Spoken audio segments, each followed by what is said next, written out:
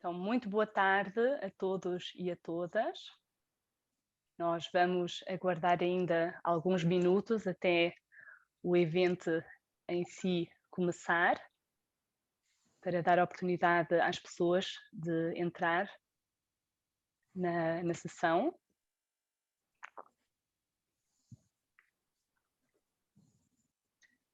Mostramos aqui desde já uma imagem da Renzer, que é a região episcopal Nossa Senhora do Rosário, que todos os anos organiza, juntamente com outras organizações locais, uma romaria pela ecologia integral a Brumadinho, e com isso combino também o convite de participarem nas atividades da Renzer na próxima semana. É só um convite desde já às pessoas que estão no Brasil, que nos estão ouvindo, que existe a oportunidade de participar nestas atividades.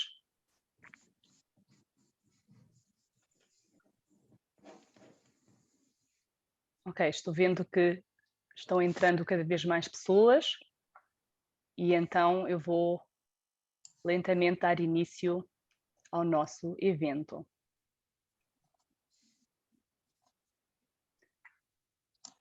Então, mais uma vez, muito boa tarde, sejam todos e todas muito bem-vindos e bem-vindas. O meu nome é Madalena Ramos Guiona, acompanho os projetos no sul e sudeste do Brasil da Misério e sou moderadora do evento de hoje, que terá uma duração de cerca de 90 minutos e para o qual contamos com uma tradução simultânea. Portanto, os participantes poderão optar por seguir o evento em português ou em inglês, e para isso basta selecionar a língua que se pretende, clicando no pequeno globo, é um símbolo que se encontra embaixo à direita. Espero que todos e todas consigam identificar e escolher a sua língua. Então, o nosso evento é fruto de uma cooperação de várias organizações da sociedade civil brasileiras e europeias. Ele foi organizado pela Avabrum, que é a Associação dos Familiares de Vítimas e Atingidos da Tragédia do Rompimento da Barragem de Brumadinho, pela Renzer, que é a Região Episcopal Nossa Senhora do Rosário, pela CITSA, que é a Cooperação Internacional para o Desenvolvimento e Solidariedade, o ECCHR, European Centre for Constitutional and Human Rights, e pela Misério. A intenção do nosso evento é reforçar a visibilidade dos impactos do rompimento da barragem do Córrego do Feijão em Brumadinho, no dia 25 de janeiro de 2019. A próxima quarta-feira marca o 4º ano deste crime e nós realmente fazemos questão de usar a palavra crime, uma vez que não se tratou de um mero acidente, mas sim de uma tragédia anunciada, porque de facto houve uma série de alertas que simplesmente foram ignorados pela Vale, que é a empresa que operava a mina. E a estabilidade da barragem B1, que rompeu, foi atestada pela empresa certificadora alemã TÜV Süd, e esse é um dos motivos pelo qual este caso também tem uma dimensão internacional, sendo usado como exemplo emblemático no trabalho de incidência política em torno de diretivas vinculativas para garantir a devida diligência nas cadeias globais de abastecimento de empresas. E para nós termos uma ideia mais concreta do que foi este crime de 2019, nós vamos mostrar brevemente um vídeo disponibilizado pela Renzer que mostra o momento exato do rompimento da barragem às 12h28, hora local. Por favor.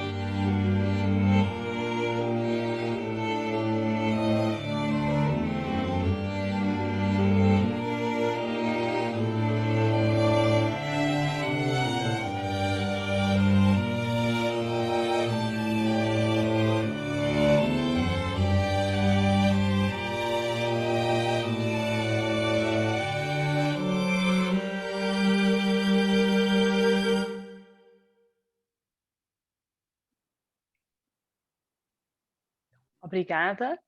E agora gostaríamos ainda de mostrar um outro vídeo disponibilizado pela Avabrum, por favor.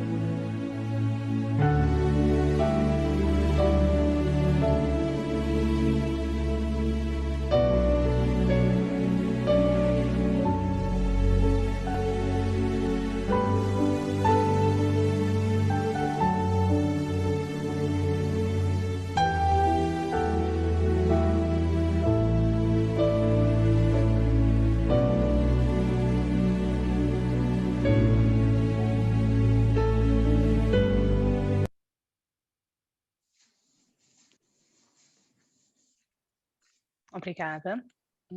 São imagens que são difíceis de digerir e que ainda causam em nós bastante comoção e choque. Eu vou passar agora a apresentar as pessoas que fazem parte do painel de hoje. São elas Andresa Rodrigues, mãe de Bruno, uma das vítimas mortais do crime e vice-presidente da Avabrum. Muito bem-vinda. Dom Vicente Ferreira, bispo auxiliar da Arquidiocese de Belo Horizonte e membro da Comissão de Ecologia Integral e Mineração da Conferência Nacional dos Bispos do Brasil, CNBB. Bem-vindo. Danilo Chamas, advogado de Direitos Humanos e coordenador do Observatório das Ações Penais sobre a Tragédia de Brumadinho, promovido pela Renser. Também muito bem-vindo. Antonia Klein, advogada e consultora jurídica sénior do ICCHR. Bem-vinda também.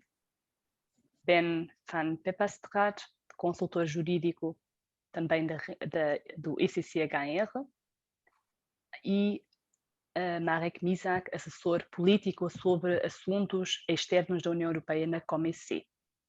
Quero agradecer a todos e todas por terem aceito o nosso convite de integrar o painel deste evento. E antes de passar a palavra para Marek, que fará uma pequena nota introdutória, faço somente referência à estrutura geral do nosso evento. No primeiro bloco, os nossos convidados farão uma breve nota de entrada, de seguida eu irei colocar perguntas a cada um deles e no final também os participantes do nosso evento terão possibilidade de fazerem as suas perguntas utilizando a ferramenta Q&A, ou seja, perguntas e respostas, que é um botão que vocês poderão encontrar em baixo à esquerda.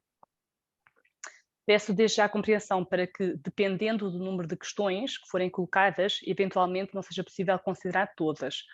Infelizmente o nosso tempo hoje é limitado e então provavelmente iremos ter de fazer uma seleção das perguntas. Para quem somente se juntou a nós agora, recordo mais uma vez que o evento pode ser seguido em português ou em inglês. Para isso basta selecionar a língua clicando no pequeno globo que se encontra em baixo à direita. E então, para não perder mais tempo, passo a palavra para Marek. Obrigada. Obrigado, Madalena. Dear friends, justice in the... Caros amigos, justiça para o caso de Brumadinho tem sido muito importante para todos nós aqui em Europa. No primeiro aniversário dessa tragédia, todos expressaram a sua solidariedade com as vítimas e as suas famílias e também fizeram um apelo para que devemos proteger a nossa casa comum. Essas foram as palavras do Papa Francisco, mas isso não foi feito 10 anos depois. Brumadinho não é um problema local, mas um problema global. Também não é um caso isolado, mas infelizmente é um de muitos exemplos de irresponsabilidade, comportamento irresponsável entre as empresas, que nem sempre é perseguido, mas é realizado por muitas empresas, também, entre outras, de empresas europeias. Devemos evitar desastres como o Brumadinho no futuro. E, para tal, precisamos de uma legislação europeia que obrigue as empresas de fazer uma devida diligência para proteger os direitos humanos e também a natureza no futuro, nas suas cadeias de suprimento. Isso pode ser o único remédio contra esse tipo de problemas. Nas próximas sessões do Parlamento Europeu das próximas semanas, nós vamos ter negociações também entre as três instituições e é muito importante que a Comissão Europeia não seja enfraquecida, mas fortalecida na sua abordagem e também nas empresas que vai cobrir essa proposta, para que haja acesso à justiça e para que as obrigações sejam implementáveis, as obrigações que as empresas têm, para que os direitos humanos possam ser protegidos e garantidos. Isso é urgente.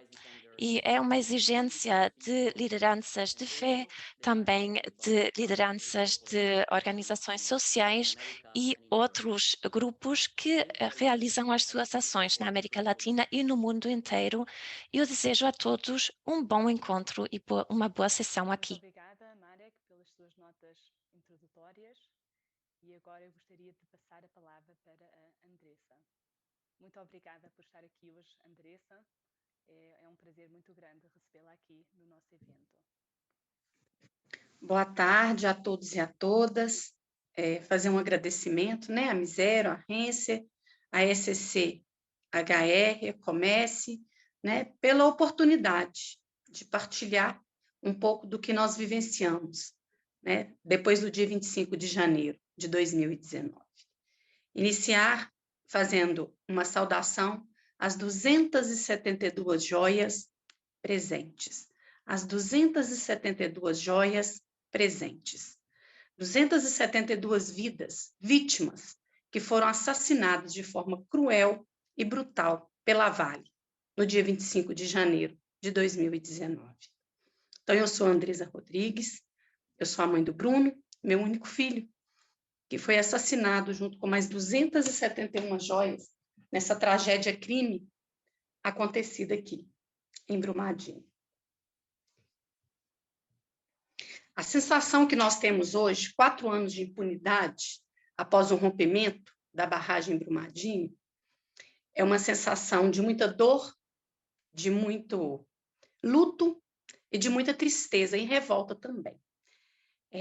A sensação nossa é de que a justiça, né, diferente daquilo que está nos ditos populares, que fala que a justiça tarda, mas não falha, nesse contexto eu digo que a justiça tarda e falha.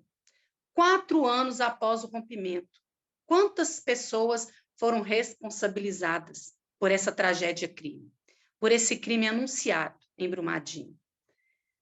Qual o CNPJ que foi responsabilizado por ter assassinado os nossos? A Vale e a Tuvisud, que atestou a barragem, segue operando, seguem livres com seus CNPJs, né? E tomando conta do território. Seguem fazendo com que nós, familiares, permaneçamos, né, soterrados na lama de sangue do dia 25 de janeiro. O processo criminal ele tem 3 anos, que ele já está em fase de tramitação. E após todo esse tempo, a segunda turma recursal do Supremo aqui no Brasil, ela mudou, né, atendendo ao pedido dos réus, a instância em que esse crime será julgado, será processado. Então, até agora nós caminhamos numa instância, os réus adentraram com o processo dizendo, olha, nós cometemos ainda mais crimes do que esses que estão aí apontados no processo, então o local de fazer o processo andar, né, é na Justiça Federal. E aí, assim, mês depois de muita luta da associação, demonstrado nos autos, nos laudos, através de relatório, né, através de trocas de e-mail, de que a mineradora sabia que a barragem ia romper. Então, você tem aí um vasto campo de provas do crime. Ainda assim, a instância foi alterada, os réus escolheram em qual lugar que eles querem ser processados e a justiça determina, então, que o processo volte para a instância federal, anulando os 3 anos de processo. Então, assim, o que nós temos vivenciado aqui no Brasil, né, em Minas Gerais e em Brumadinho, é algo surreal, é estarrecedor, né? Estamos órfãos da justiça. A justiça que ela está cega, surda e muda. E atende ao capital, atende aquilo, né, que o réu solicitou. E esse deserto de manobra jurídica, ele transforma a justiça num lugar de injustiças. Então, é esse o caminhar que nós, familiares, fazemos aqui, né, no território. É muito triste você ser o prisioneiro de um crime que foi cometido por 2 empresas e sermos os familiares, né, os moradores das comunidades, os reféns dessa tragédia e os prisioneiros também. Porque quem cometeu o crime segue livre, né, com seus CNPJs. E para nós, aqui, que vivemos no território, para nós que perdemos aquilo que não se repara, que é a vida, a maquiagem, ela segue. Ela segue porque a mídia social ela coloca assim, olha, a reparação está sendo feita. Foi feito um acordo que sequer ouviu os familiares. Nós estamos numa situação de adoecimento, nós estamos numa situação de desleixo total. Enquanto isso, a mídia, ela propaga, através aí da empresa mineradora, da Vale, que está sendo reparado, que está sendo feito.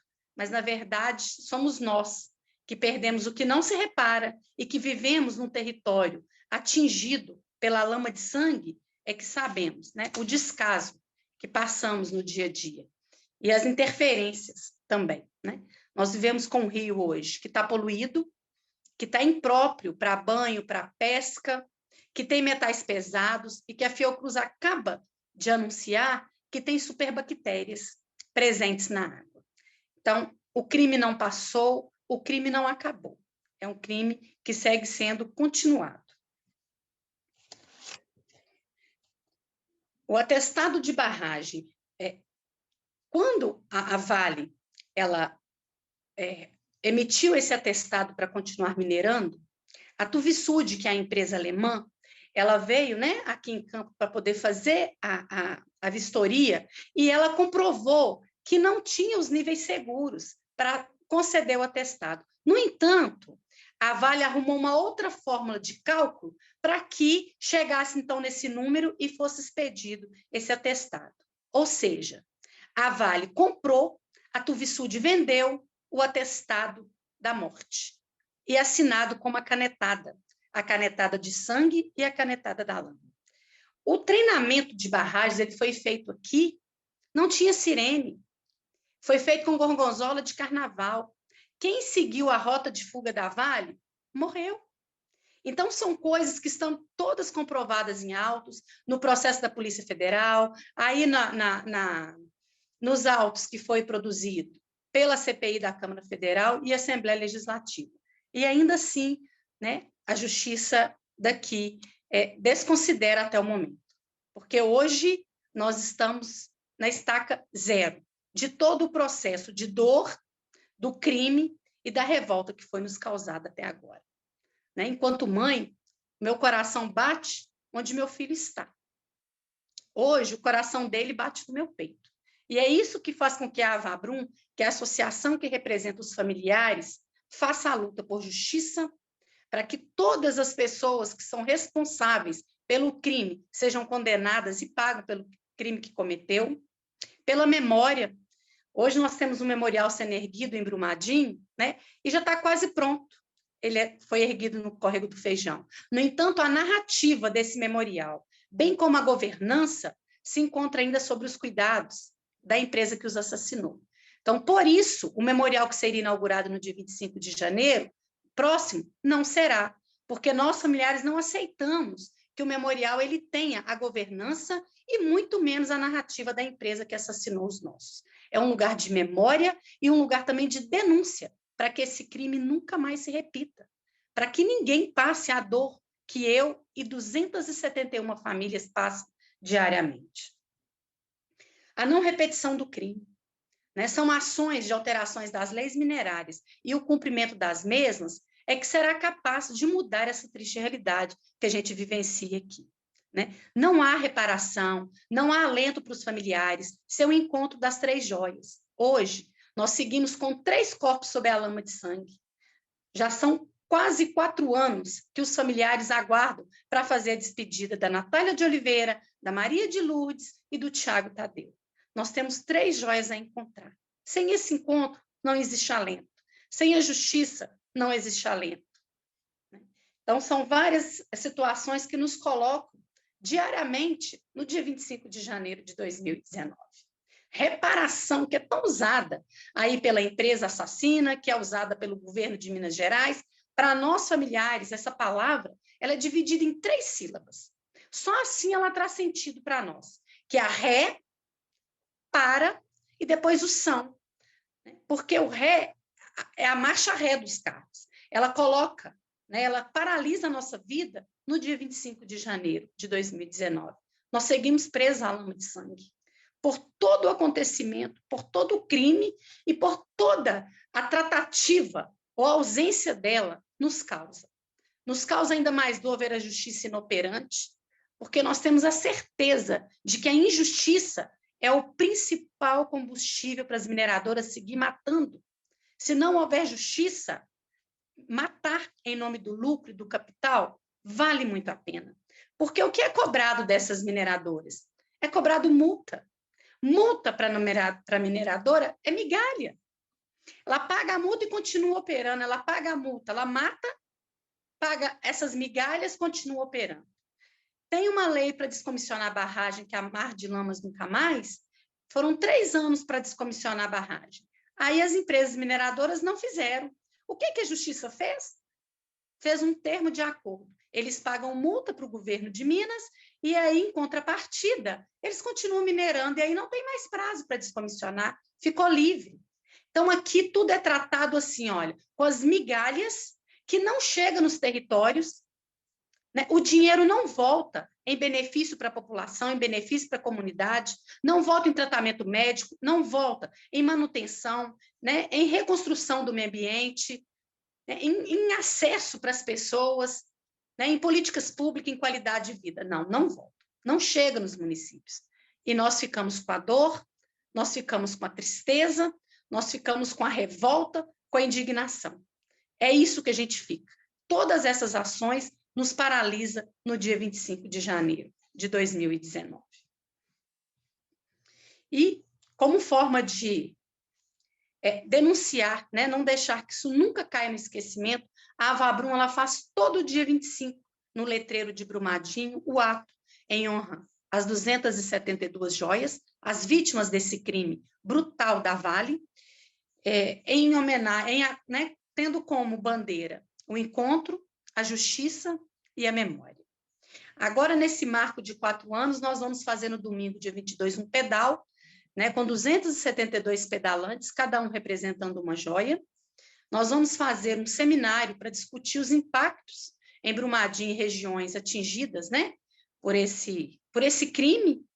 Nós faremos a carreata por justiça no dia 24 à noite também, e no dia 25, então, o ato, né, por justiça, encontro e memória, e também participaremos da missa, né, pela ecologia integral, que a Renser faz todo dia 25, e que será realizada também agora, nesse marco de 4 anos.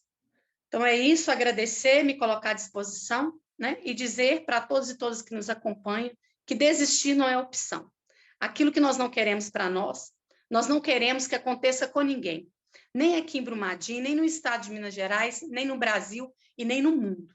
A justiça mundial, né, os órgãos legislativos, executivos e judiciários têm que, num momento assim muito ágil, abrir os olhos para quem é vítima e não para o capital.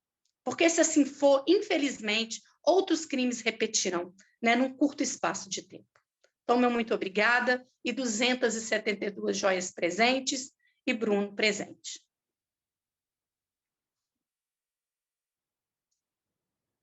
Andressa, muito obrigada pelas suas palavras. desde já a nossa solidariedade e as condolências por essa dor tremenda que você e muitas outras mães estão sofrendo. Obrigada pela sua participação e por essa contextualização muito importante, que acho que ajuda também os participantes que talvez ainda não tenham muita noção do que se sucedeu. Acho que foi muito bom ouvir as suas palavras. Então, a próxima pessoa que eu gostaria de convidar a fazer uma fala seria Dom Vicente. Por favor. Eu estou muito feliz de estar aqui com todos vocês, organizações parceiras, e escutar a Andresa é sempre uma oportunidade muito forte de reviver todo o caminho que nós estamos fazendo nesses 4 anos de luto e de luta, desde o rompimento da barragem, o crime da Vale em Brumadinho, em 25 de janeiro de 2019. E feliz também por esta live sobre um assunto tão importante, a impunidade, o crime, estar acontecendo no contexto da 4ª Romaria pela Ecologia Integral a Brumadinho. Eu sou o Dom Vicente Ferreira, bispo auxiliar aqui da Arquidiocese de Belo Horizonte, de onde estou falando, e acompanho a região episcopal Nossa Senhora do Rosário, Vale do Paraupeba, cuja sede é Brumadinho. São muitos os pontos que nós temos que destacar, mas eu queria, no momento, apenas agradecer a todas as organizações, as que estão aqui presentes nessa live. Nós temos muitos outros que nos ajudam a formar uma grande corrente pela memória das 272 joias ceifadas pela Vale, pelo crime da Vale, buscando justiça e semeando esperança que vem da ecologia integral. Todos cuidadores da casa comum que é nossa. Então, feliz de estar aqui com vocês e desejo que tenhamos uma continuidade fecunda de nosso debate. Muito obrigado. Dom Vicente, muito obrigada pelas suas palavras. Você realmente é um importante companheiro ao longo destes anos e é um prazer muito grande contar com a sua presença hoje aqui no nosso evento. A próxima pessoa que eu gostaria de convidar a falar seria Danilo Chamas, por favor.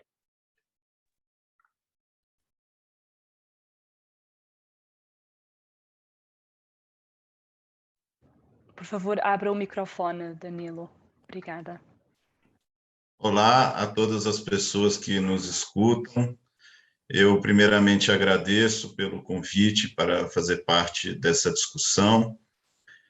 Eu sou também morador de Brumadinho, estou na comunidade da Jangada, a poucos quilômetros das minas onde ocorreu essa tragédia, e tenho muita orgulho e honra de fazer parte da equipe da Renser e, através disso, trabalhar junto com a Vabrum, a Misério e o SCHR por justiça criminal, para que as pessoas responsáveis, comprovadamente responsáveis por essa tragédia, por esses homicídios, sejam responsabilizadas.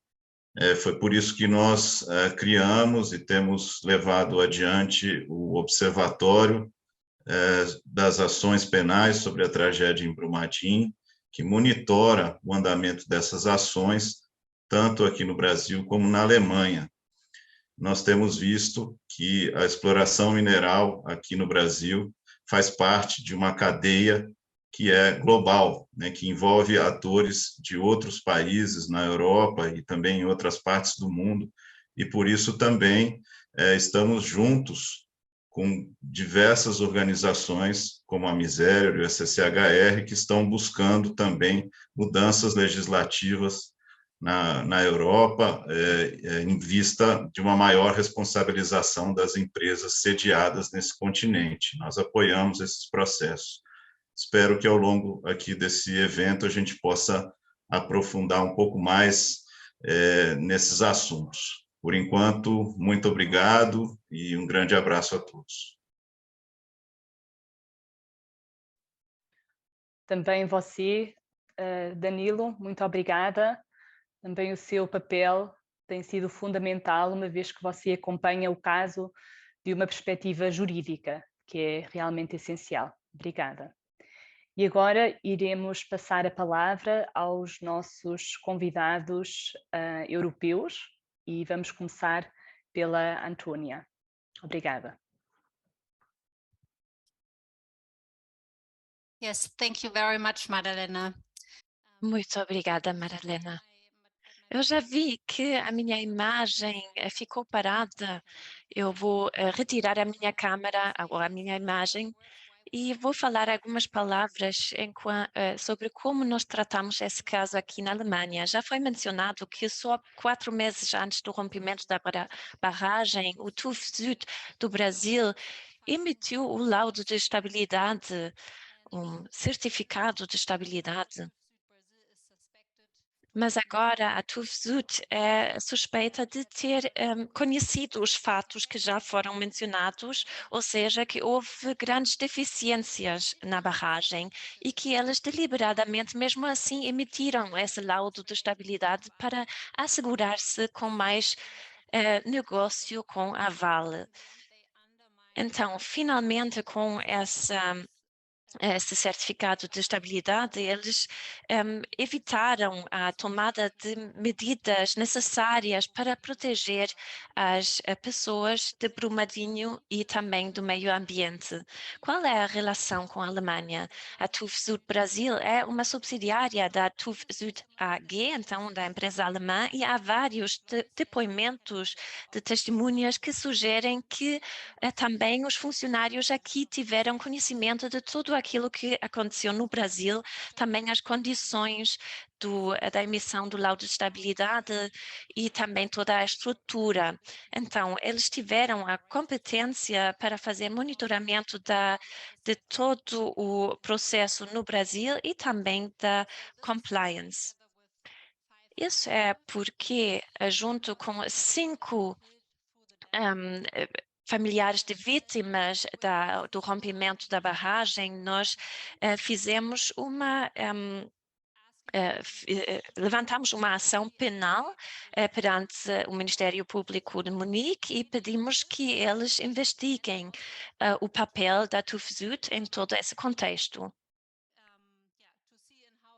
Ao mesmo tempo, também quisemos ver em qual medida estiveram integrados em todo esse negócio que aconteceu no Brasil. Então, vamos falar sobre os crimes concretos.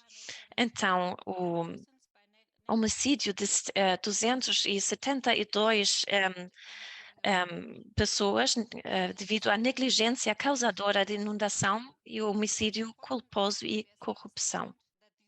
O que é importante aqui é dizer que esses crimes foram cometidos por funcionários individuais, ou seja, nós fizemos essa ação contra funcionários indivíduos da TÜV Süd, porque não existe um direito penal empresarial aqui na Alemanha. Então, atualmente estamos à espera de uma decisão pela procuradora que ainda está investigando o caso, e essa decisão ou pode ser que, se ela vê que há provas suficientes, então ela vai indiciar e vai entrar ou vai haver um procedimento perante os tribunais alemães, e se não vê suficientes provas, então vai encerrar o caso. Muito obrigada.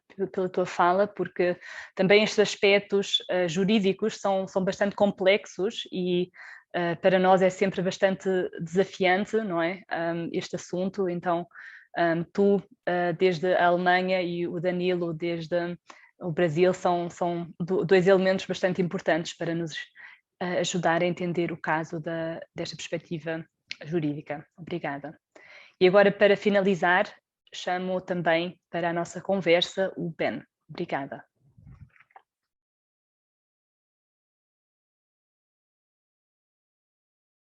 Ok. Muy obrigado e bom dia. I'll speak in English. Eu vou falar em inglês. Então, mais uma vez, obrigado por organizar. Então, obrigado a todos os colegas do SCHR e das outras organizações. É muito importante realizar esse tipo de eventos também ao nível internacional.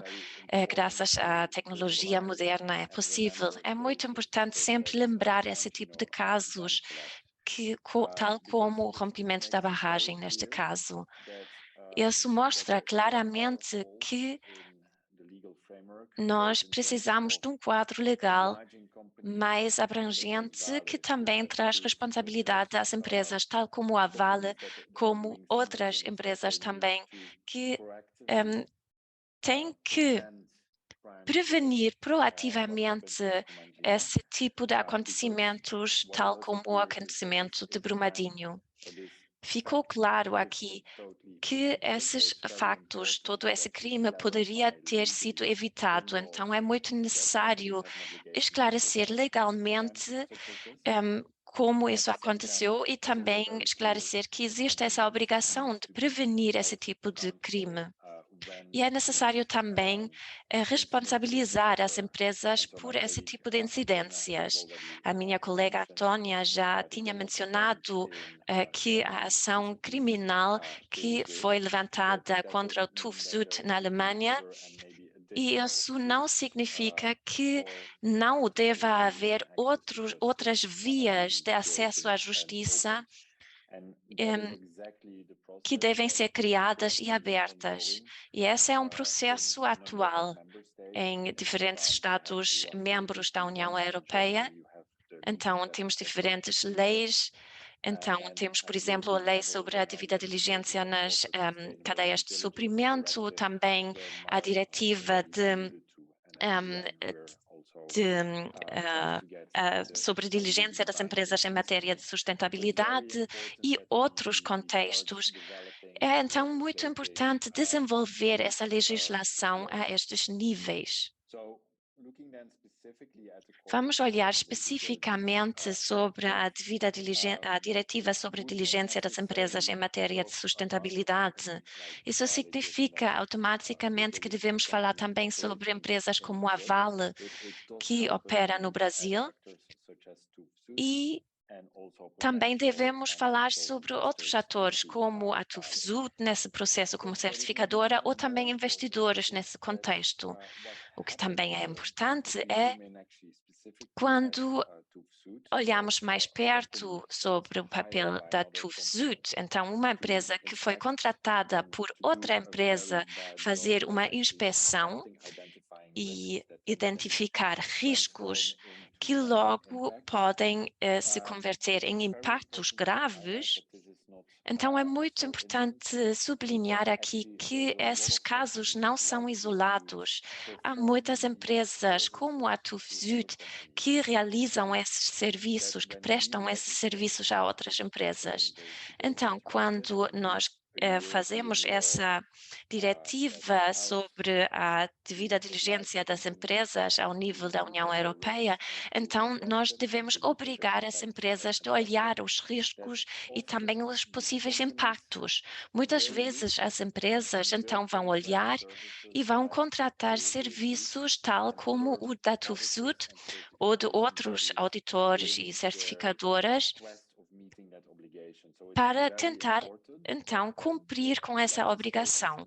Portanto, é muito importante que os legisladores, e o Marek já falou sobre o Parlamento Europeu e todo esse processo de legislação, que os Estados-membros também já fizeram ou já desenvolveram o seu posicionamento, mas então que isso tudo contribua para um trabalho correto de auditores como o TÜV Süd, para que não geremos mais negócio para essas empresas, mas que, ao invés, criemos serviços que sejam muito mais confiáveis, que tenham mais um enfoque sobre a qualidade do trabalho. Isso é o que devemos fazer e devemos sempre lembrar quando falamos sobre esses casos. Eu espero que tenhamos ainda suficiente tempo para o debate com o público e por isso fico por aqui. E então, realmente, a ideia seria agora colocar algumas questões específicas a cada uma das pessoas que integram o painel de hoje, antes depois o público, os participantes, terem também a oportunidade de colocar as suas perguntas. Então, eu gostaria de começar com a Andressa. A pergunta que eu tenho seria a seguinte. O crime da Vale e da TÜV Süd tem múltiplas facetas, não é? Os atingidos não sofrem apenas com a dolorosa perda dos seus entes queridos, mas enfrentam também uma tremenda destabilização da coesão social, a contaminação do ar, do solo e da água e também o medo permanente que uma nova tragédia possa ocorrer. De que fonte a Avabrum extrai força para a sua luta e o que teria de acontecer para considerarem a missão da associação cumprida?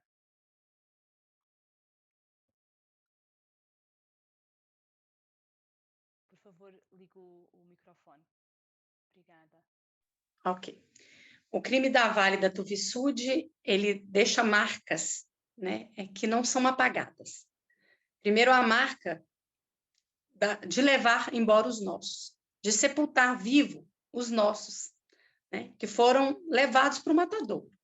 A empresa sabia que a barragem não tinha estabilidade, a TÜV Süd também era sabedora, e, no entanto, permitiram que eles ficassem lá, né? E hoje nós temos várias facetas mesmo desse crime. Nós temos problemas ambientais, nós temos problema de saúde pública, nós temos problema de uma movimentação dentro da cidade, que é uma coisa insuportável, né? Essa palavra de reparação que é utilizada, ela é, na verdade, a sequência dos crimes que acontecem aqui, né? No território. Então, essa a nossa verdade, é esse o nosso contexto. A Avabrum, eles traz suas forças primeiro de Deus, porque se não fosse ele, nós não estaríamos de pé, né? Então, esse é o nosso pilar.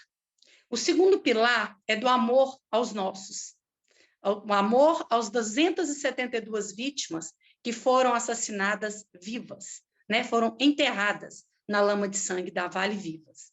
Então, a nossa força vem também desse compromisso que nós temos com cada um e com cada uma deles. Vem dos parceiros, né? Sozinha a gente não caminha.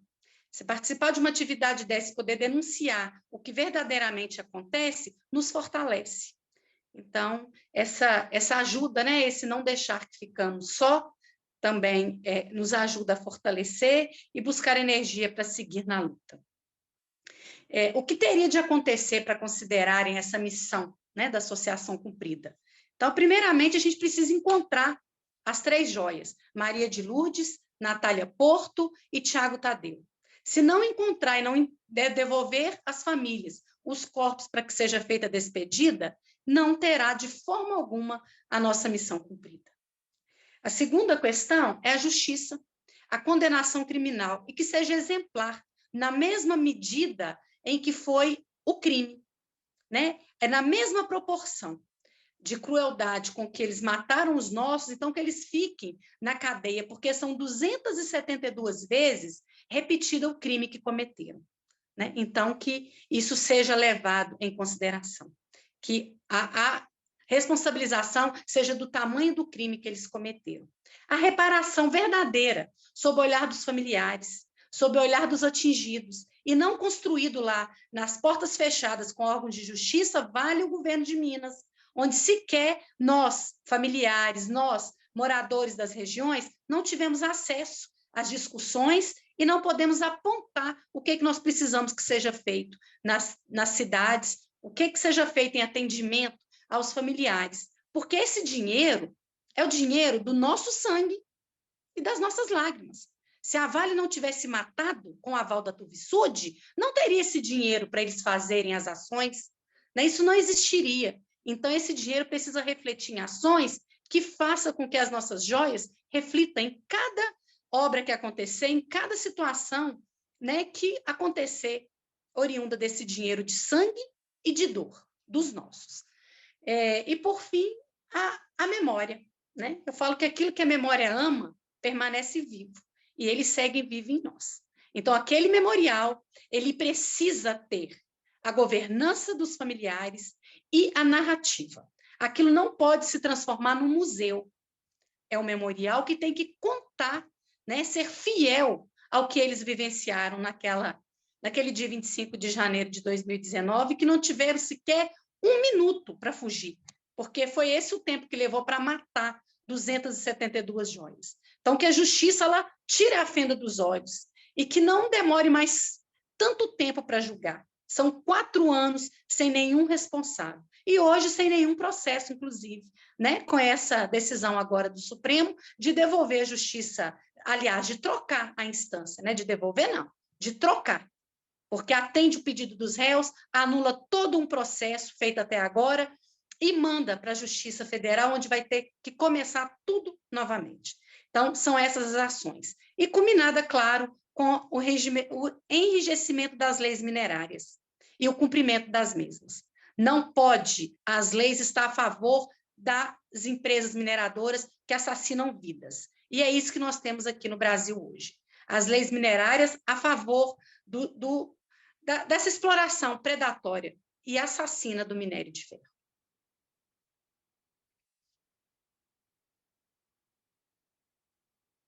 Obrigada, Andressa, por essa perspectiva bastante pessoal. E, sim, eu agora gostaria de colocar uma pergunta ao Dom Vicente, que também foi impactado pelo crime, não é? Dom Vicente, você já era bispo da Arquidiocese de Belo Horizonte antes da tragédia.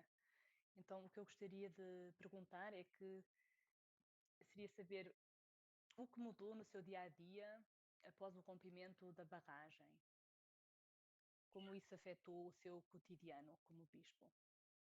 Madalena, primeiramente, quando a gente escuta a Andressa, mãe do Bruno, dizer, a gente se sente profundamente contemplado em todos os aspectos da nossa vida. Então, eu quero responder pessoalmente a sua pergunta, dizendo de fato que acontece comigo a partir do dia 25 de janeiro de 2019. De fato, eu vim para a Arquidiocese de Belo Horizonte, fui ordenado bispo em maio de 2017 e fui destinado para a missão no Vale do Paraopeba. Já tinha quase 2 anos de trabalho ali. A partir desse crime da Vale, eu considero que eu comecei uma grande conversão ecológica, porque tudo foi muito impactante e é impactante no meu corpo, na minha narrativa. Inclusive, Madalena, é raro eu escutar alguém fazendo essa pergunta para mim. E aí, Dom Vicente? E o senhor, em que você se sente atingido com esse crime? É muito raro escutar essa pergunta, talvez seja uma das únicas vezes que eu escuto essa pergunta. Porque geralmente a gente coloca na luta, a gente é o bispo, é a liderança, mas poucas pessoas talvez perguntem como que ele também tem sido atingido. Então eu quero aproveitar rapidamente aqui a ocasião para dizer que a minha vida ela mudou substancialmente no corpo e na narrativa. Porque a partir do momento em que eu me vi imerso com as famílias, com as comunidades, com a igreja, com a sociedade, na perspectiva de um crime que muda toda a estrutura social e ecológica, é um crime que desestrutura todo o tecido socioambiental, não só de Brumadinho, mas de tantas cidades ao longo da bacia do Paraopeba, me vem um clarão interno de uma luz profundamente de consciência.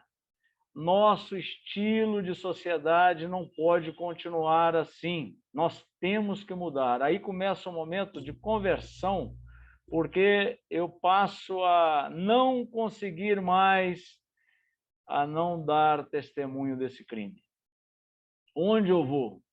Sobre todos os aspectos, humanos, espirituais, afetivos.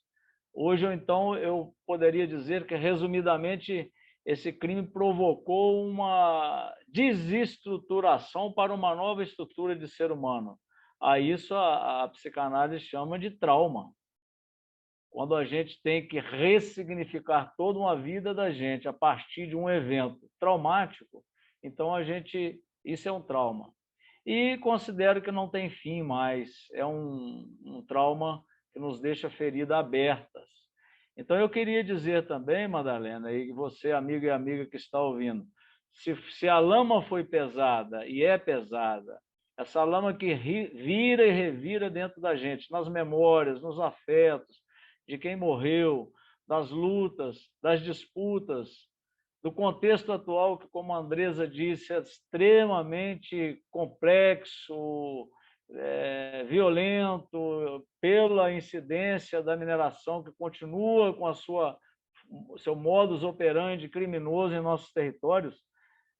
A gente tem discutido sobre terrorismo. Às vezes eu penso que a mineração ela é uma organização terrorista, porque ela impõe sobre os nossos territórios muitas violências. Então, mudou substantivamente a minha vida, mas queria dizer também que, ao mesmo tempo que é de um sofrimento que chega em alguns momentos a ser insuportável, porque a gente precisa, como foi dito, de amparos, de redes, ele gera perseguições, gera difamações, né? Como todos acompanham, também gera vida no coração da gente com desejo de mudar essa realidade. Hoje eu pertenço a várias organizações, a Comissão de Ecologia Integral da CNBB, a Rede de Igrejas e Mineração, a nossa querida região episcopal Nossa Senhora do Rosário. Eu me sinto participante com a presença contínua com a nossa Avabrum, com os movimentos sociais. Então, isso também mudou muito a minha vida. Uma igreja que eu sou hoje um pastor ou um bispo, ou também um cidadão, que me preocupo com todas as questões que ferem a vida humana e o planeta. Todas. Onde tem uma agressão à vida, eu me sensibilizo, eu estudo, eu escrevo. Eu creio que se alguém quiser ver mais o que impactou na minha existência e no meu episcopado desse crime, também pode ler os nossos escritos, as nossas entrevistas.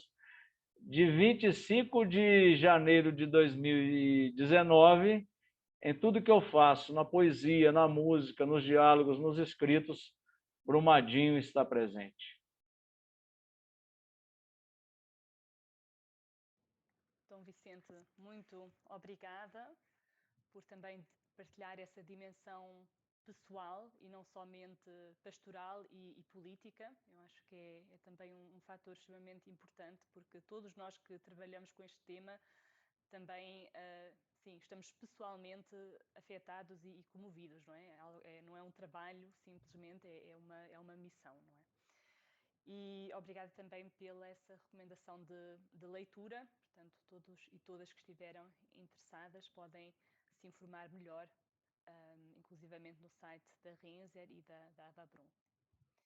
Eu agora gostaria de colocar uma pergunta ao Danilo Chamas. Então, Danilo, no seu trabalho, a Renzer usa muito o termo de reparação integral. E é um termo que talvez nem todos e todas compreendam. Que critérios têm de ser atendidos para a reparação ser considerada integral? E a outra pergunta que eu tenho é sobre o ponto da situação do processo penal no Brasil. A Andressa, na sua fala, já tinha referido a falta de responsabilização criminal pelo ocorrido. Você nos poderia dar mais alguns detalhes sobre isso?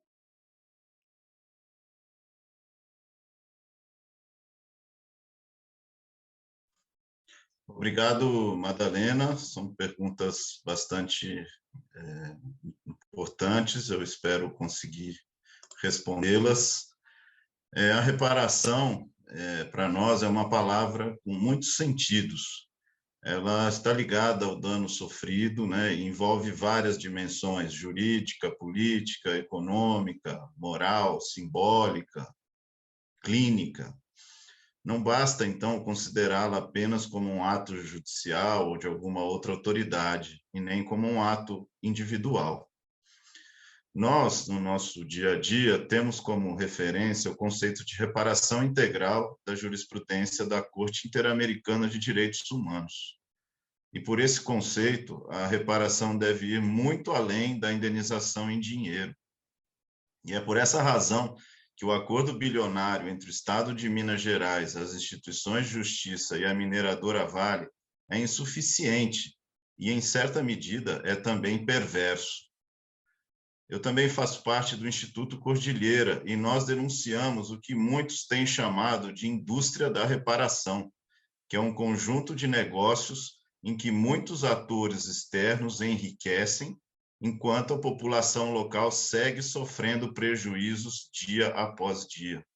Nós também falamos do terrorismo de barragens, um fenômeno que aflige diversas comunidades atualmente aqui em Minas Gerais.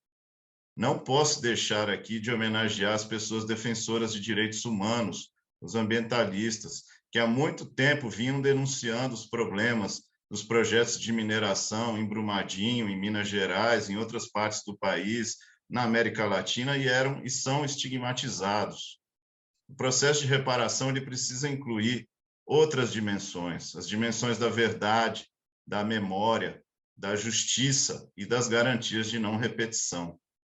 Apoiando a denúncia da Avabrum, que a Andressa reforçou hoje aqui, sobre o memorial, eu pergunto, seria possível que um dos museus do Holocausto que existem no mundo fosse administrado por pessoas com os ideais nazistas? Os familiares das vítimas de Brumadinho me dizem com frequência a seguinte frase: sem justiça, ou seja, sem punição aos causadores da tragédia, não tem como haver reparação.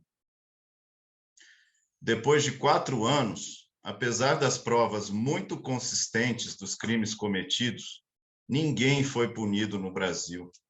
A ação penal que tramitava contra 16 pessoas físicas, 11 funcionários da Vale, 5 da TUVSUD, foi invalidada em dezembro do ano passado pela 2ª turma do Supremo Tribunal Federal, que considerou que a demanda estava sendo processada em uma jurisdição incorreta.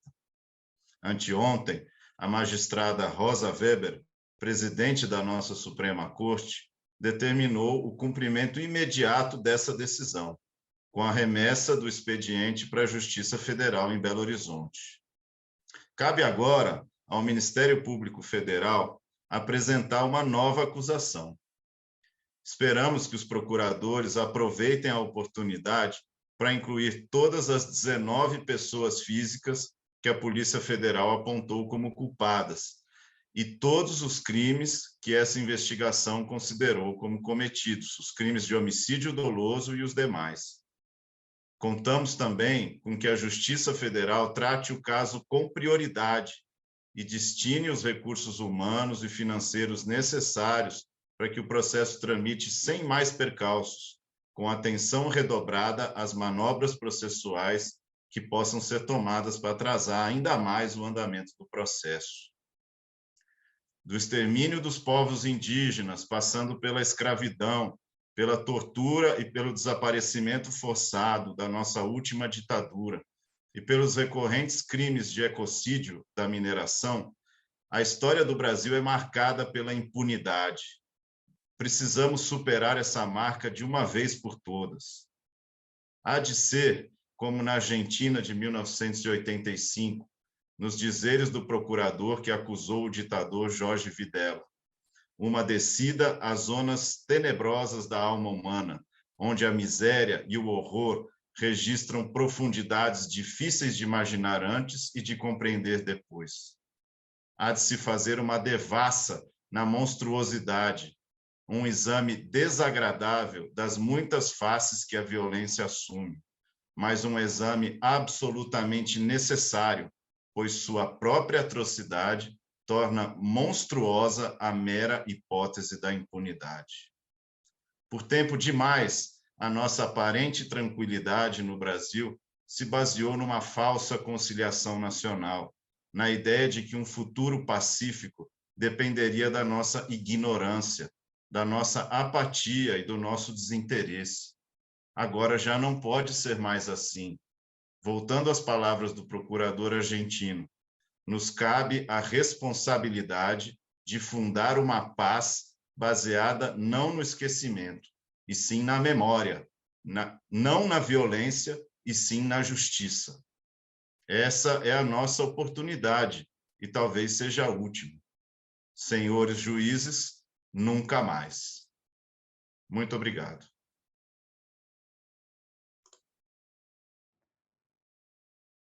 Danilo, muito obrigada por essa atualização e pela menção dos eventos mais recentes no caso.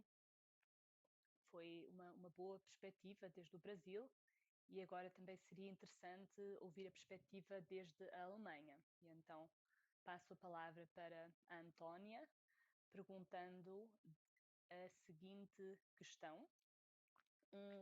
Antónia, já passaram mais de 3 anos desde que a denúncia criminal foi apresentada ao Ministério Público de Munique e o que nos interessaria também saber é porque é que o processo é tão moroso, porque é que nós ainda não obtivemos uma resposta.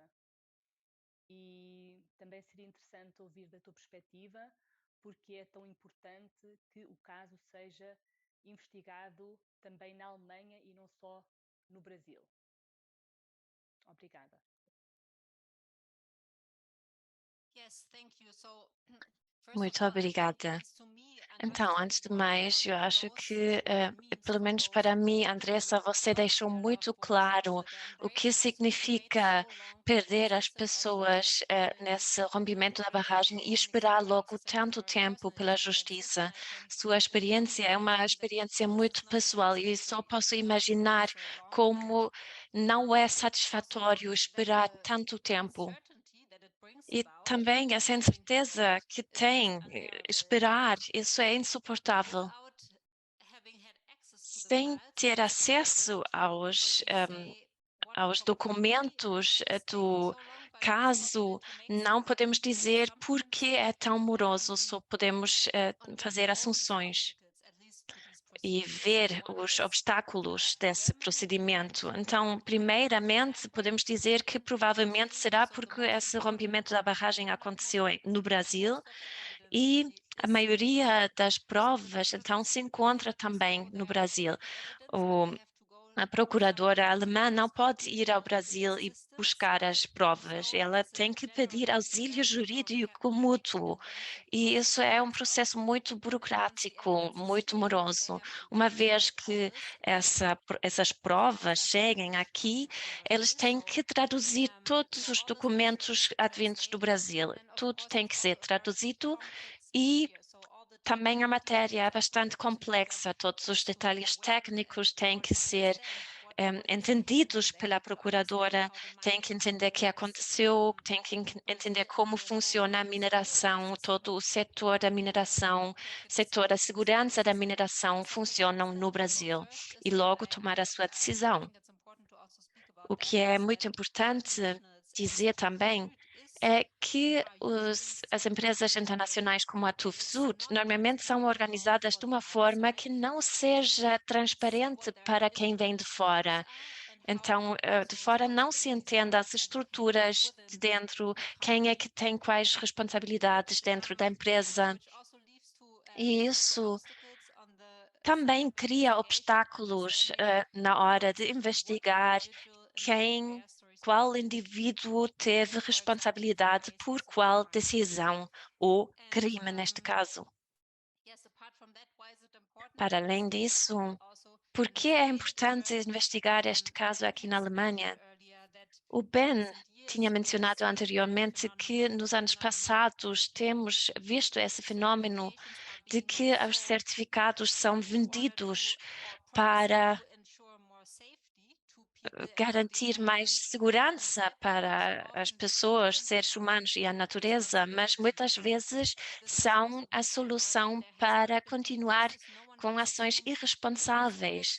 E esse caso também é um exemplo. Então, não houve responsabilização, também não no Brasil.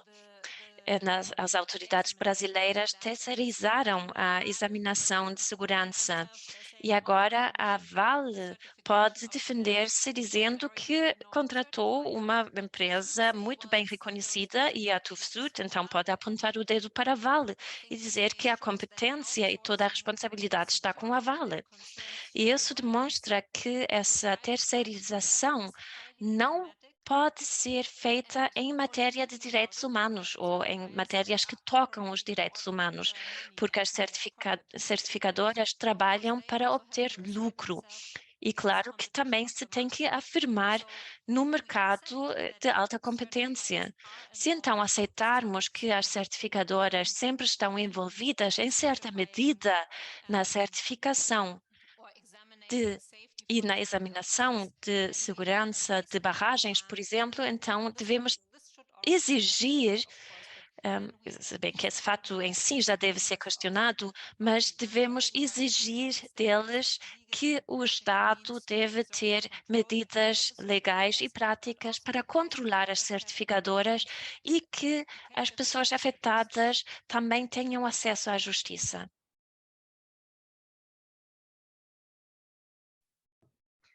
Antónia, muito obrigada. As tuas informações nos ajudaram bastante a entender melhor os fatores que realmente impactam neste processo, que realmente também gera tantas expectativas, não é, dos dois lados do Atlântico. Então foi muito bom ouvir os teus comentários e trazer um pouco mais de luz para este processo um pouco intransparente, não é? Ou pelo menos que deixa muitas perguntas abertas para os afetados e os atingidos. Obrigada, Antónia.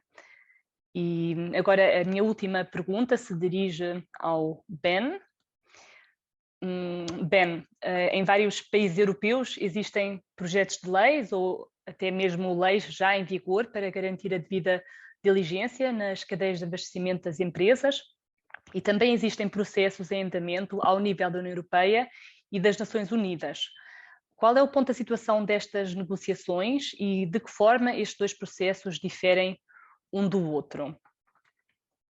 E também uma outra pergunta ainda é como é que tu pensas que estes processos podem impactar positivamente nos países exportadores de matérias-primas?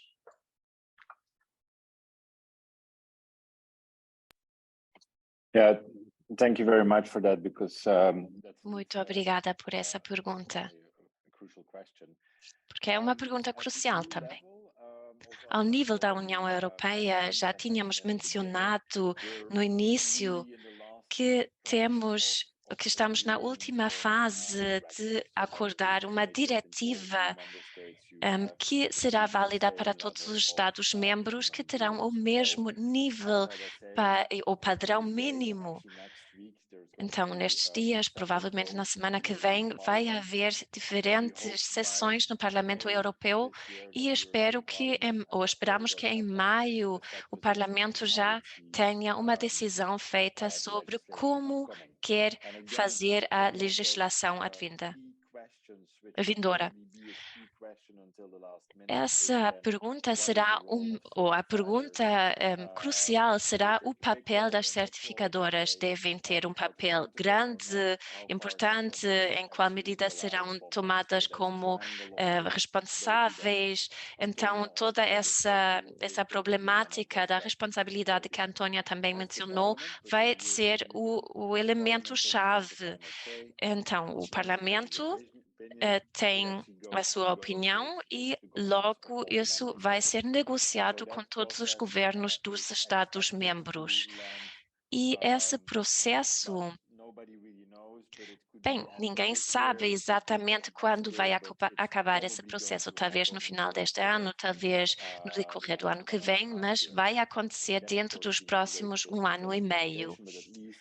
É claro que logo deve ser implementado, mas pelo menos na União Europeia temos uma abordagem conjunta para prevenir este tipo de acontecimentos e obter acesso para a justiça e vamos ter uma legislação final para esse tipo de situações. Então, finalmente, ao nível internacional, devemos olhar esse processo com muito mais detalhe e todo o processo é muito mais devagar. Então, já estamos a tratar esse assunto há quase uma década. Já houve muitos debates, ou há muitos estados muito empenhados. Os Estados Unidos, por exemplo, estão dentro disso. Também temos o problema de que a União Europeia desempenha um papel muito importante nesse processo também, e esperemos que a União Europeia tome a sua decisão ainda este ano para que nos próximos anos possamos obter um tratado ao nível das Nações Unidas para que haja regras mínimas entre todos os Estados-membros das Nações Unidas, não só a União Europeia, mas também o Brasil, a Índia, o Angola e outros países, para que todos tenham acesso às mesmas regras. Então, esse tratado é ainda mais importante neste contexto, porque não só trata da devida diligência em matérias de direitos humanos, mas também o tratamento de riscos e impactos, também acesso à justiça e também o auxílio jurídico mútuo, que é crucial sempre quando tratamos casos transnacionais ou sempre quando temos responsabilidades transnacionais. Qualquer coisa que pode acontecer vai ter ou qualquer coisa que aconteça nesse contexto vai facilitar esse auxílio jurídico mútuo. É por isso que esse tratado pode trazer ou facilitar o acesso à justiça. E também ajudará as empresas que produzem matérias-primas, que exportam matérias-primas. Então, ajudaria a trazer este acesso à justiça, se bem que os processos nem sempre sejam realizados nos mesmos tribunais. Muito obrigada. Ben, muito obrigada também pela tua resposta. Trouxeste esta dimensão internacional da devida diligência, que também é de extrema relevância. Infelizmente, as negociações vêm tarde demais para a população de Brumadinho, mas quem sabe ajudem a prevenir crimes como este no futuro. É isso, então gostaria de agradecer a cada um de vocês pelos contributos. Acho que foi uma discussão bastante interessante que tivemos até agora e, enfim, já são 6:15 aqui na Alemanha e seria importante ainda ouvir as perguntas colocadas pelos participantes no chat. Provavelmente não vamos conseguir ouvir todas as perguntas porque, como disse, já estamos assim um pouco adiantados na hora, mas vamos fazer uma seleção de algumas perguntas e é isso, esperando pelo menos trazer um pouco mais clareza sobre as coisas que foram ditas. Em primeiro lugar, eu gostaria de fazer referência aos comentários feitos no chat em relação à situação dos povos indígenas, que sofrem uma grave crise ambiental, também a questão de saúde foi bastante impactada, e então convido vocês a lerem os comentários aqui no chat de Mary, Puri e de Haroldo Heleno. E passo agora também a ler uma pergunta da Carolina Moura, que é uma pergunta dirigida à Antônia Klein. Então, a Carolina pergunta se a TÜV Süd está atrapalhando a investigação da promotora de Munique, referindo que na ação penal que segue no Brasil, se sabe que a defesa dos réus se movimenta com manobras processuais para atrapalhar o andamento do processo. Então, seria a pergunta de como isso é em Munique, se existe aqui também uma manobra semelhante no processo. E depois a Carolina também pergunta se desde Brumadinho se pode fazer alguma coisa para mostrar para a promotora de Munique o quanto a justiça na Alemanha é importante e necessária. Obrigada.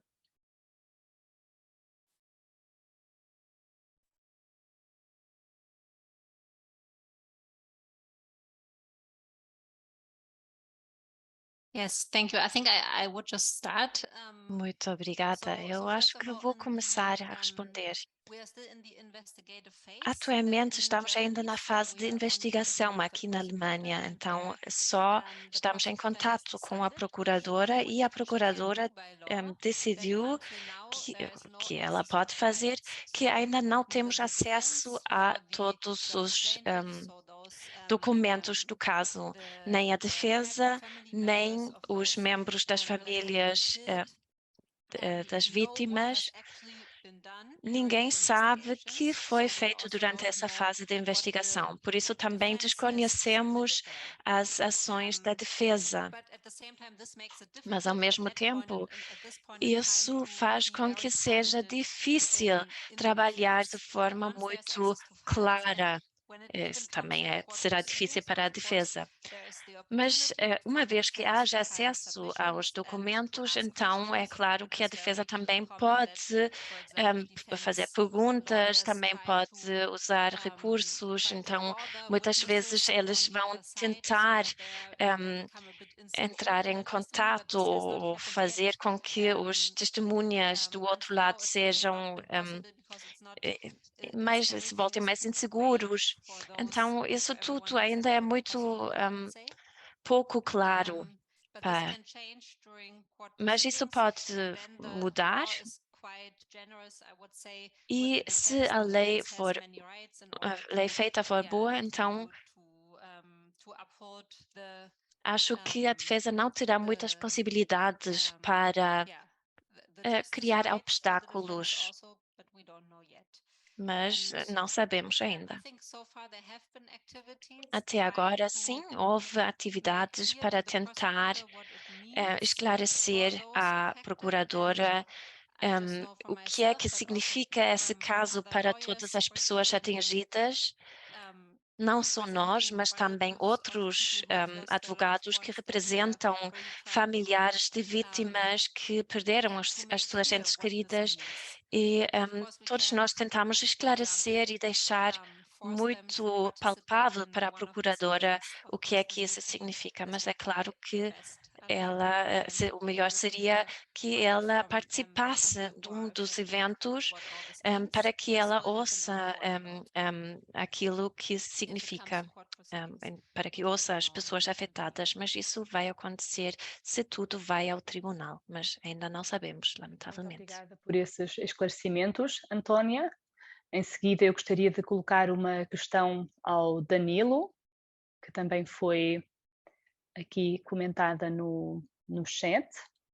A pergunta vem de Margaret Wachenfeld, e a Margaret pergunta se você poderia aprofundar o trabalho do Observatório Criminal, ou seja, informações sobre casos, mecanismos legais que estão sendo seguidos, se o seu trabalho está disponível ao público, no website, em relatórios.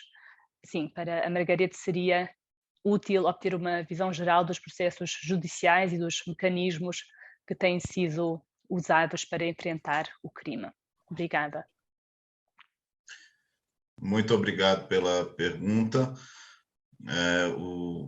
Uma tragédia como essa, um caso tão grave de violação de direitos humanos, ele tem repercussões no Poder Judiciário em diversos aspectos, no aspecto civil, no aspecto também da justiça do trabalho, na medida em que grande parte das vítimas eram trabalhadores, e também em outras jurisdições fora do Brasil, sabemos até de demandas iniciadas por investidores que se sentiram enganados pela mineradora. O nosso observatório, ele foca especificamente nas demandas criminais, ele é resultado, né, de pedidos da população, especialmente dos familiares das vítimas, que a todo tempo nos dizem, né, sobre a importância da responsabilização criminal. E é por isso, então, que nós estamos focando o trabalho no monitoramento da ação penal que existe no Brasil, da qual nós já comentamos aqui minutos atrás, e também das investigações que ocorrem na Alemanha, que também foram bem comentadas por nossa colega Antônia Klein. Então, o Observatório foca nesses 2 procedimentos criminais, e esperamos desenvolvê-lo mais, até para, no futuro próximo, conseguir difundir mais aquilo que temos monitorado e pesquisado para o grande público. Esse é o nosso objetivo numa etapa seguinte. Por enquanto, estamos concentrados no acompanhamento, né, que significa o conhecimento desses procedimentos, e na difusão dessas informações para a população, em especial para os familiares das vítimas. Mas esperamos, no futuro, ampliar esse trabalho para que o grande público no Brasil e fora do Brasil possa também ter acesso a essas análises e reflexões que temos feito. Muito obrigado pela pergunta e pelo interesse. Ficamos à disposição para continuar esse diálogo. Muito obrigada, Danilo. A próxima pergunta seria para a Andressa. É uma pergunta colocada pelo Constantin. Ele pergunta como é que a Vale entra em contacto com as pessoas e as famílias afetadas, como é que o seu trabalho apoia a vida cotidiana dos atingidos e como ou em que medida a Avabrum e as comunidades estão sendo consultadas ou consideradas no processo de construção do memorial. Obrigada pela pergunta. Em relação a esse contato da Vale, né, para com os familiares, desde o dia 25 de janeiro, a Vale não fez contato conosco. Nós ficamos sabendo que a barragem rompeu, nós ficamos sabendo de tudo que estava acontecendo, da carnificina, né, que foi, a matança que foi, pela TV. Né, até a gente conseguir estruturar, colocar a cabeça num lugar para poder organizar minimamente para buscar as informações. Agora, depois de criada a associação, é que nós temos acesso, né, à equipe de reparação da Vale e que avança, assim, com muita dificuldade. São muitos os percalços que a gente encontra diariamente. E como que é feito o trabalho da Avabrum em relação às comunidades? O trabalho da Avabrum ele tem 3 frentes. É a busca pela justiça, pelo encontro de todas as joias, né, pela memória. E que isso culminado, trabalha pela não repetição do crime. Então, o nosso trabalho é focado nos familiares e sobreviventes. Né? As atividades que a gente faz voltado para toda a comunidade no intuito de que esse crime não se repita, né? De cobrar mudanças nas leis minerárias. Hoje nós temos 66 barragens em Minas Gerais, né, em risco, e 3 delas em nível de emergência, pronta para explodir. Então, a gente cobra ações para que sejam descomissionadas e que esse crime ele não se repita. Então, essas frentes que a associação faz. Eu esqueci a última pergunta, se você puder repetir. Sim, a outra pergunta tinha a ver com a construção de memorial. Em que medida vocês estão sendo consultados, estão sendo considerados, não é? A sua opinião, qual o seu papel na construção deste memorial? Então, a Avabrum foi a associação que deu o início, né? Fez a reivindicação para que fosse erguido o memorial. Foi uma solicitação da associação, foi uma solicitação dos familiares. Então, até esse momento, nós, né, através da associação e juntamente com os familiares, escolhemos o projeto arquitetônico, escolhemos o lugar que esse memorial seria erguido. Então, até esse presente momento, a associação ela tem uma participação direta em todas as ações do memorial. E o ponto que nós estamos tendo agora de entrave é a questão da governança e, em consequência, da narrativa, né? Porque vai fazer a narrativa do memorial quem estiver à frente dessa governança. Então, é nesse ponto que agora nós temos aí as divergências, porque os familiares da Ava Brum não aceitam de jeito nenhum que a Vale seja a responsável pela governança e que faça, então, a narrativa daquele memorial, né? Então, é esse o nosso ponto nesse momento. E a gente se reúne com a empresa e com os órgãos de justiça, né, para poder formular esse documento, mas a Vale, até então, ela permanece querendo ser a condutora desse memorial, e nós não aceitamos. A ela cabe o papel de custeio, porque foi ela que nos colocou nessa situação de dor e sofrimento, que não volta, né, que não tem retorno, que não tem mudança. Obrigada. Muito obrigada, Andressa, por deixar isso claro e nítido para nós. E então, continuando a focar na questão do memorial, segue uma pergunta para Dom Vicente, é uma questão colocada pela Rosângela, e a Rosângela pergunta: o memorial em Brumadinho tem como elemento fundamental ser um local de memória. Como profissional da área de educação e de arquitetura, tive estreito contacto com tantas vítimas. Acho o conjunto como um ambiente pesado e que suas formas arquitetónicas reforçam a todo o instante a cena do crime. Classifico como agressivo aos familiares. Como o senhor vê esse conjunto como sendo um defensor dos direitos humanos? Nós acabámos de ouvir a perspectiva da Andressa, não é? Explicando que a Ava Brum, os familiares realmente foram consultados, não é? Ouvidos em relação à arquitetura, mas sim, seria interessante ouvir a sua posição em relação à pergunta colocada pela Rosângela. Primeiramente, Rosângela, nós somos totalmente de acordo com o que a Andressa acabou de falar. Quem faz a governança de um memorial terá a narrativa. Somos radicalmente contrários que a Vale tenha a governança desse memorial, que ele seja um local da narrativa das vítimas, dos atingidos, dos familiares, das comunidades afetadas. Ainda sobre o memorial, a gente sabe que ao longo da história, em muitas realidades, em países que sofreram com ditaduras, enfim, memorial também, viu, Andressa, pode ser um espaço para apagar a memória. Já tem um memorial. O que nós acreditamos é que o memorial seja sempre a memória viva, recontada, atualizada. Por isso que na nossa Romaria, pela Ecologia Integral, a gente diz sempre que o primeiro pilar é memória. Por isso que a Ava Brum diz é memória, porque não é uma memória pontual, é uma memória que atravessa o tempo. Na cultura das ancestralidades é muito forte isso. É o direito que os nossos mortos violentados têm sobre nós vivos. Nós não podemos seguir adiante sem o direito deles em nós. Para isso, o espaço da memória. E nós que temos uma perspectiva de fé, a memória acaba tocando o próprio coração de Deus, que é a memória eterna. Por isso que ele nos dá esse pouquinho de capacidade de memória. A Andressa disse, quem vive na memória não morre, ou quem ama tem memória eterna. Então, o espaço tem que traduzir isso, o sentimento, a força dos afetados e o porquê eles morreram, ou as vítimas.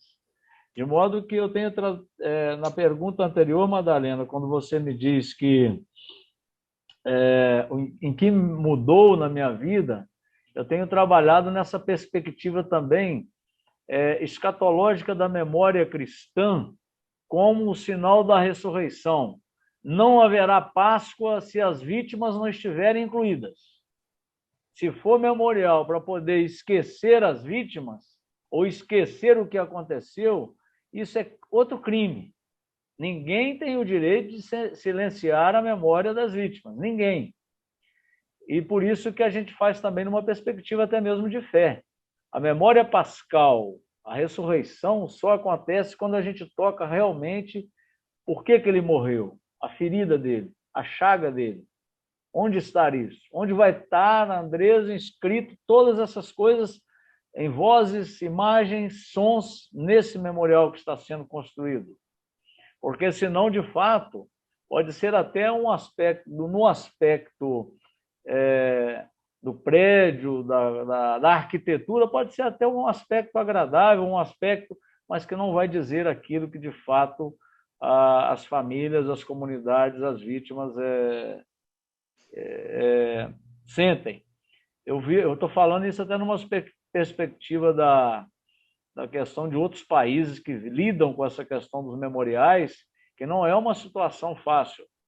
Por isso que eu digo, tem que ser uma memória atualizada. E diria, para terminar, Madalena, que nesse caso de crime, na extensão do que foi o que é o de Brumadinho, o que não vive na memória vai ser traduzido em doenças. Ou doenças corpóreas das nossas comunidades e das vítimas, dos afetados, ou em doenças que continuam no contexto social e ambiental. Então, aquilo que não se transforma na memória, na palavra, no dito, na poesia, na música, na arte, no simbólico, vai recair, Andresa, de novo sobre o real. Real dos nossos corpos, pelo luto não vivido, real das comunidades que continuarão sendo atingidas, real do nosso meio ambiente que continuará sendo destruído.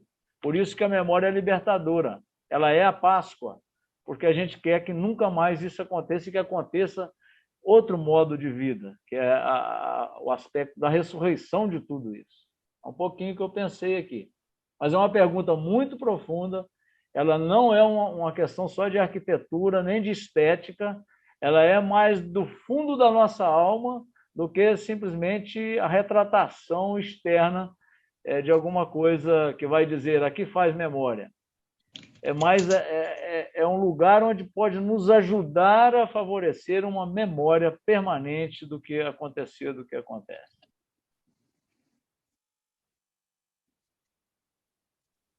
Muito obrigada, Dom Vicente. Eu acho que essa perspectiva é também importante, não é? Porque muitas vezes nós nos focamos na questão jurídica, política, que são, sem dúvida, dimensões extremamente importantes, mas a questão da memória é também bastante importante, não é? E igualmente importante. Então, acho que foi realmente bom nós também termos focado neste aspecto. Infelizmente, já chegou a nossa hora de encerrar o evento. Já passam 4 minutos depois das 6h30 aqui na Alemanha. Eu gostaria de colocar uma última pergunta ao Ben, só também para tratar um pouco o panorama aqui na Europa com a guerra na Ucrânia, porque nós também temos a sensação de que também esta guerra poderá trazer impactos, não é, para o Brasil e outros países que exportam matérias-primas. Então, Ben, gostaria de fazer-te uma pergunta e espero que possas mesmo responder bem rápido, só num minuto, para, enfim, apenas dar uma ideia daquilo que tu pensas, não é? Então, a pergunta concreta é se tu achas que as importações de matérias-primas da Rússia vão alterar a procura de metais preciosos em outras regiões, como o minério de ferro no Brasil. Tu vês isto como uma tendência realista ou achas que isso não será o caso?